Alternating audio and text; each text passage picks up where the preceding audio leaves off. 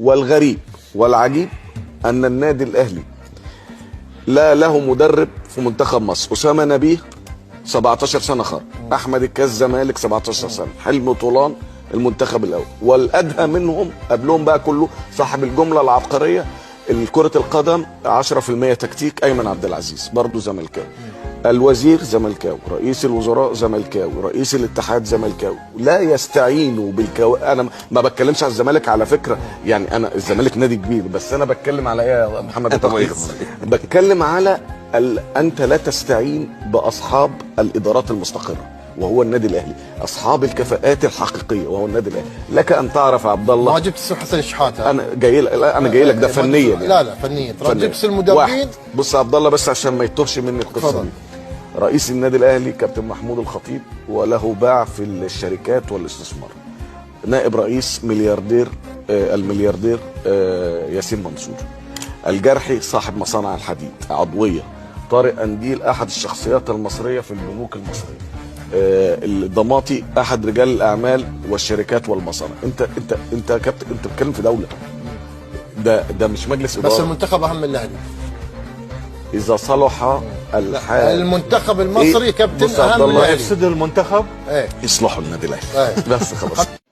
يا راجل ايه الكلام اللي انت بتقوله ده مدير البنك الاهلي مأكد لنا ان التعليم فشل في مصر ونتج عنه اهلاويه كتير. ازاي الكلام اللي انت بتقوله ده؟ وجميع مؤسسات الدوله ناجحه عشان خاطر كلها زملكاويه. ازاي الكلام اللي انت بتقوله ده؟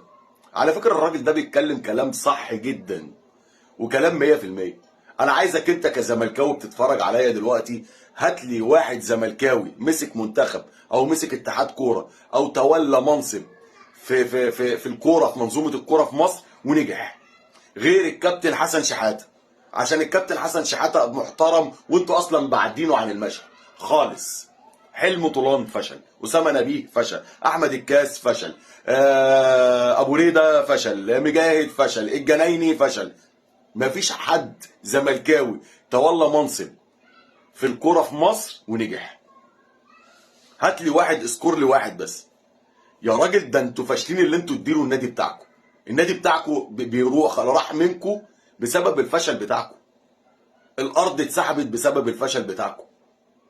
ارض بتاعتكم اتسحبت بسبب الفشل من 2003 مش عارفين تعملوا فيها حاجه.